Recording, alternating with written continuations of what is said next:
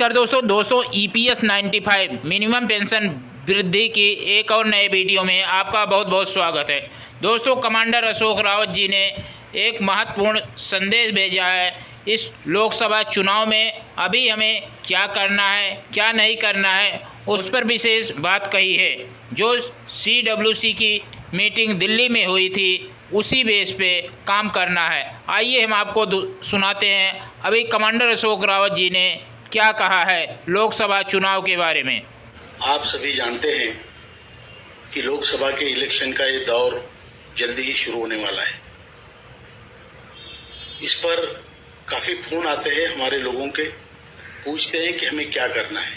पूरे देश से फ़ोन आते हैं। इस पर हमने पहले भी कई बार कहा है, अपने सेंट्रल वर्किंग कमेटी के दिल्ली के मीटिंग में जो तय हुआ है वही हमें करना है, और उसको मैं फिर से एक बार दोहराता हूं ताकि कहीं किसी का कोई कंफ्यूजन ना रहे।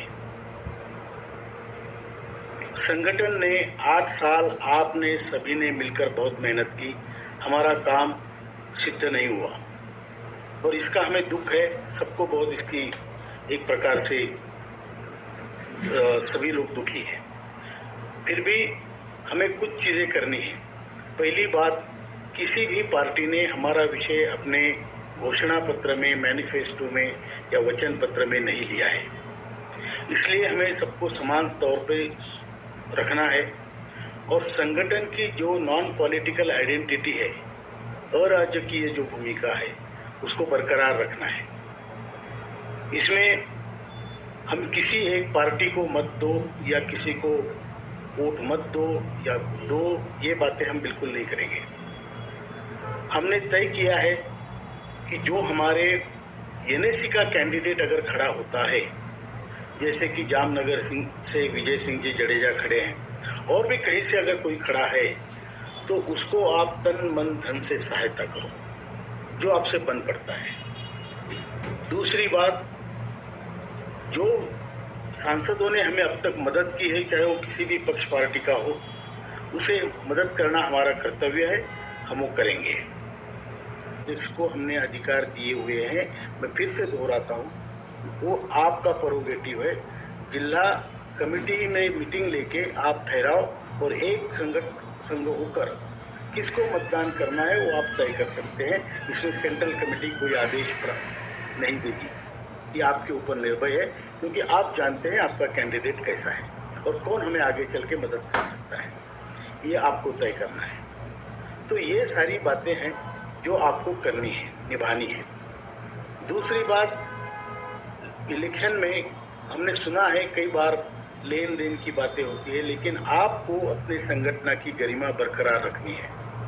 हमें किसी प्रकार के प्रलोभन में नहीं जाना है। हम गरीब जरूर है, लेकिन हम स्वाभिमानी है, इतना आप याद रखिए। और संगठन में किसी भी प्रकार संगठन की गरिमा खराब हो, ऐसा बर्ताव, ऐसा व्यवहार हमारे किसी नेता से या कार्यकर्ता से, पदाधिकारियों से ना हो, इतनी मेरी प्रार्थना है।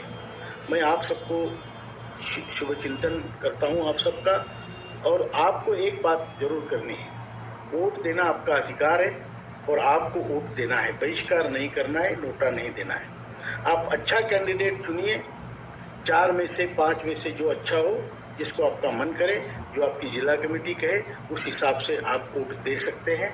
इसमें किसी का कोई आप पर दबाव नहीं है। यही कहना चाहता हूँ, वोट जरूर देना, संगठन की गरिमा बरकरार रखना और जो लोगों ने हमें मदद की है उनको मदद करना, इतना ही कहना चाहता हूँ। धन्यवाद, बहुत बहुत धन्यवाद। नमस्कार, good evening to all. The Lok Sabha election is now round the corner and many people are confused that what to be done.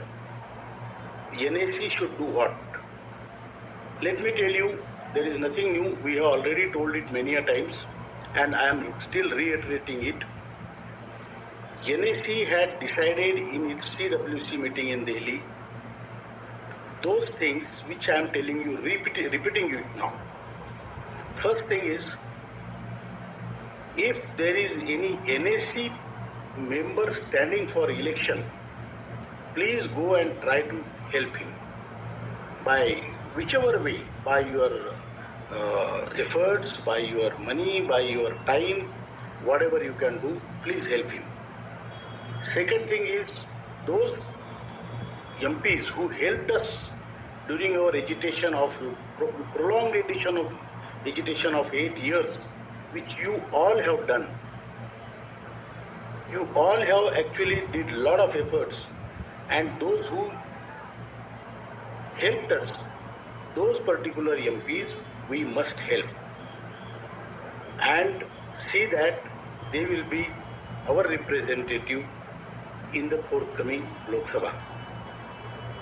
Second thing is, those who have not helped us, or those who have rather ignored us, for them what decision is to be taken in your particular constituency will be decided by the respective district committee and district president. You people can have a meeting and decide that which candidate is suitable for our particular goal achieving, and only to that candidate you all must together vote.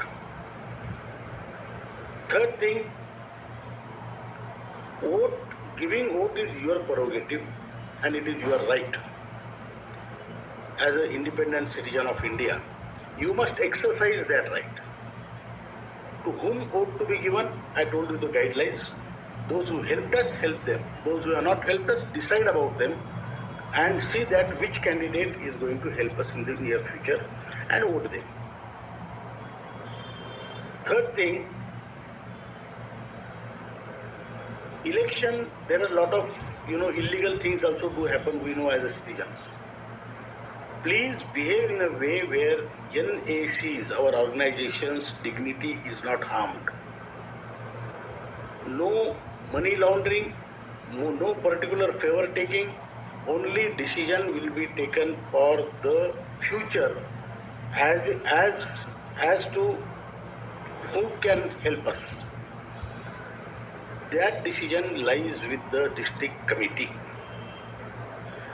These three things we have to do. Help them, those who helped us.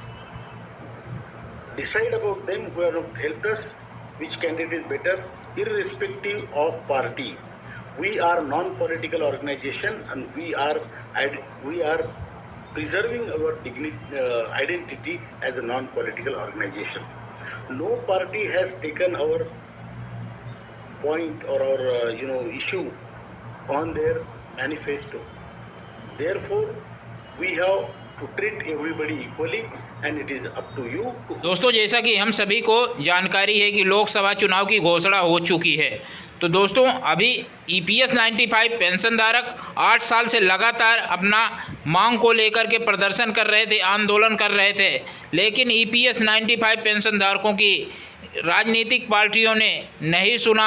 बार बार आश्वासन दिए, लेकिन आश्वासन नहीं पूरा करने से 95 पेंशनधारकों में रोष भरा हुआ है। अब EPS 95 पेंशनधारकों को क्या करना है, कमांडर अशोक रावत जी ने इस वीडियो में बताया है। दोस्तों, ये जानकारी यदि पसंद आई तो वीडियो को लाइक करेंगे, चैनल पर नए हैं तो चैनल को सब्सक्राइब कर लेंगे। मिलते हैं नेक्स्ट वीडियो, वही के लिए धन्यवाद। जय हिंद, जय भारत।